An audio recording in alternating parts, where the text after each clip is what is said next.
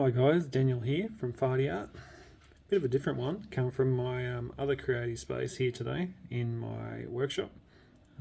Just a small garage I got in the backyard, but I do build a lot of different and creative things here. At the moment I'm building myself, what do you call it, a drawing board with, and also a light board. So I'm going to do half and half, so one side light board and the other side just a normal drawing board. So yeah, to help out my physical art, because I do play around a lot with the digital art space, as you know from other videos. But yeah, I thought I'd have a crack at that. So that's other creative endeavour I'm on the board doing at the moment, so to speak. Yeah, but today's video is not going to be about that at all. It's going to be about mental health and how art and creativity can help you in that space. It's just going to be from my experience. I'm no doctor or a GP or anything like that, but I have suffered with depression and PTSD, and I still do every day. But it's certainly a lot more manageable now, and partly because of art. And the reason my mental health is better now with art is because it helps me focus. It really does help me focus, and it gives me that singular vision, I suppose. So when I'm in a creative space and I'm doing a drawing, which could be anywhere from an hour, or drawing a painting, anywhere from an hour to maybe 7 if I'm really into it, 7 or 8. And I spend the whole day doing it, and I tell you what, they're the best days, the ones where I can hold that focus all day.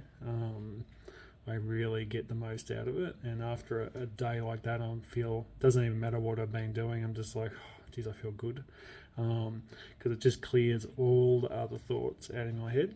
And I think that's translatable to everyone that walks this earth has had some sort of dealings with mental health, whether they know it or not. It's part of being human. There's periods in everyone's life where anxiety gets the best of them, or they've experienced some sort of trauma, grief, loss, and all these things impact your mental health and well-being. I'm not going to dig too deep into the specifics of each one, because there's plenty of doctors on YouTube that can give you better medical advice on that thing, and I encourage you to look that up if you do feel like you're experiencing mental health issues at the moment. And there's nothing to be ashamed of. I just want to really say that everyone, like I said, experiences mental health problems at some point. Some are easier to get over than others, and others you don't get over. It's something you have to manage and look up tools that you have to use every day. And I'd say depression is one of those, and I'd definitely say PTSD is one of those as well. And I can speak from my experience. My PTSD come from a lot of things. So in my instance, I think one really traumatic period for me was when my father tried to kill us all. So that was and himself. He was going to kill all the dogs and then kill my mother and myself. So he just couldn't deal, and that was another outburst of mental health and what it can do when left unchecked. He'd had enough, and nothing against him. I still talk to him this day. He's just, mental health is something he's never really acknowledged and dealt with. So that's where I like to think I'm a bit different. I've done the work, and I can talk about these things, and it doesn't bring me to tears, or I don't feel like I need to go do that to my own family. So that's where my PTSD comes from, though, because when you witness something like that and are part of it, it does stay with you, and then you'll find in some situations that you get triggered. So basically, you need those tools, and I find that art does help me with that. Not necessarily at the time when I'm triggered, but if I go home on the weekends, say, and sit down and have a really good art session, it gives me some respite from those thoughts, where you might be just ruminating on something all the time. And even sometimes you mightn't even know that you're doing it. The thoughts might necessarily be clear and present. You might even have them coming through your head. It might be just that you have this feeling, and you don't know what it is. But sitting down and doing a good art session or a creativity session, it doesn't have to be art. It can be, it can be knitting, it can be gardening, it can be making something in the shed like I often do.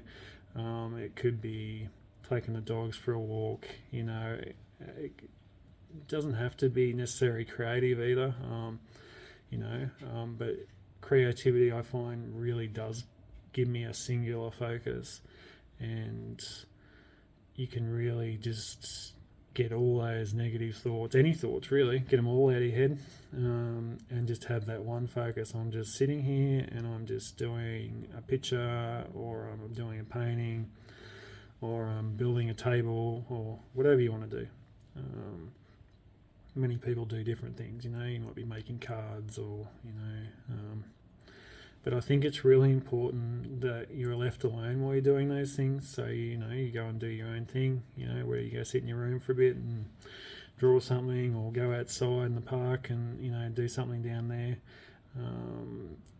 Being alone is really helpful, and to give another spin on that clear focus and how it relates to mental health, it is a form of meditation. And meditation, as everyone has probably heard of, is it is quite beneficial for people, and it really does help with mental health, especially if you can do it regularly.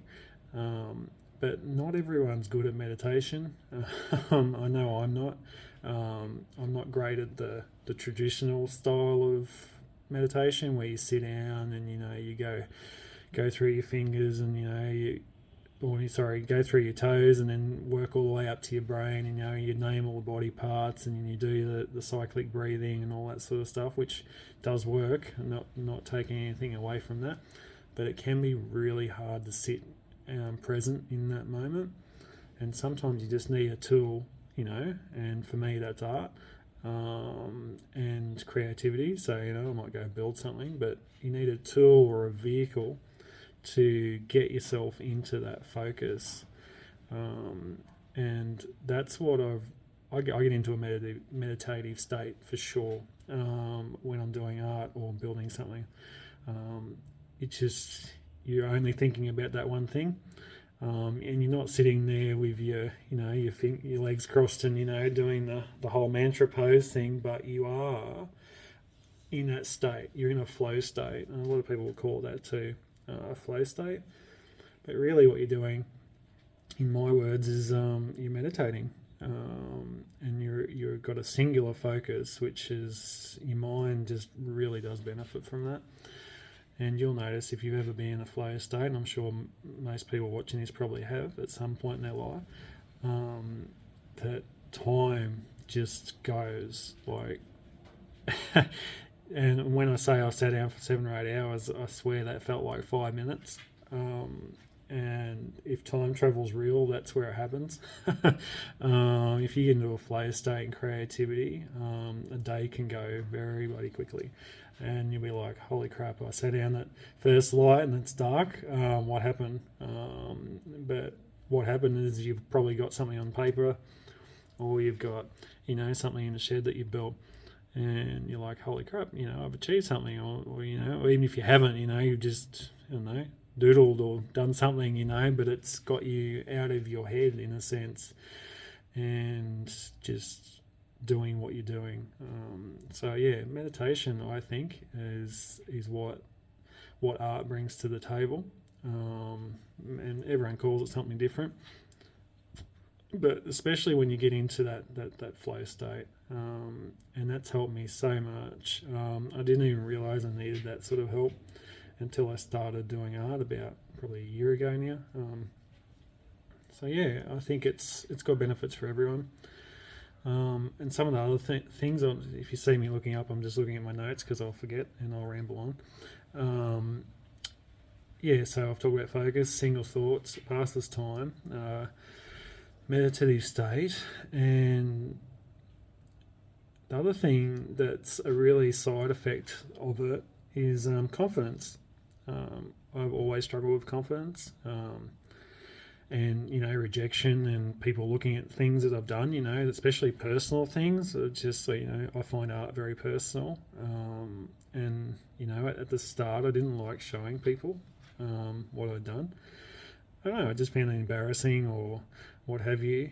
But I will say, the more I did it, it was like, oh, I want to show people on, I don't care what they think, because it's for me, and every piece I do is just, it's I can feel myself getting more confident. I can feel past, traumas and things easing. Like they just don't have a grasp on me anymore, because I've built that confidence up. And I'm sure if I come across a negative Nancy and they were belittling me or saying my art was crap or whatever, that would definitely still have an effect. I'd be lying if I said that it didn't.